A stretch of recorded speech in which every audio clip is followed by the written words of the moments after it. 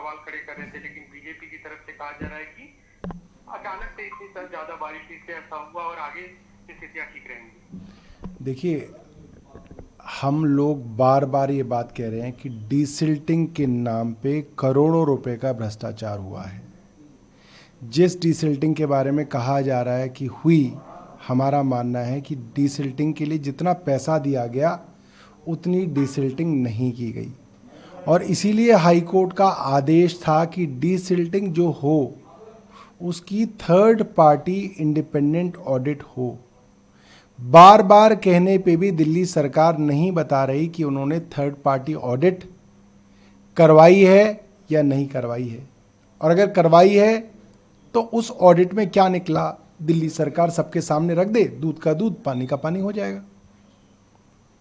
अभी जो हाल में आर्मी का ऑपरेशन हुआ था भारत पाकिस्तान के, उसके बाद जनरल भूपेंद्र द्विवेदी का बयान आया है। उन्होंने कहा है कि हम एक तरह से चेस का गेम खेल रहे थे पाकिस्तान के साथ, हमें भी नहीं पता था कि वो लोग क्या करने जा रहे हैं, उन्हें नहीं पता था हम क्या करने जा रहे हैं।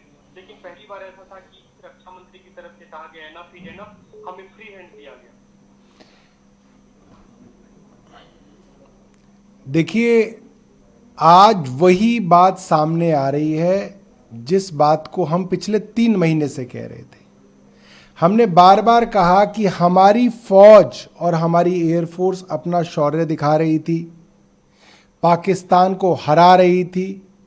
हम लोग चाहते तो पाकिस्तान ऑक्यूपाइड कश्मीर आज भारत का हिस्सा होता, मगर केंद्र सरकार ने यू टर्न ले लिया। केंद्र सरकार पीछे हट गई, और बार बार केंद्र सरकार से हम ये पूछ रहे हैं कि आप पीछे क्यों हटे, आपने फौज को पीछे क्यों हटाया?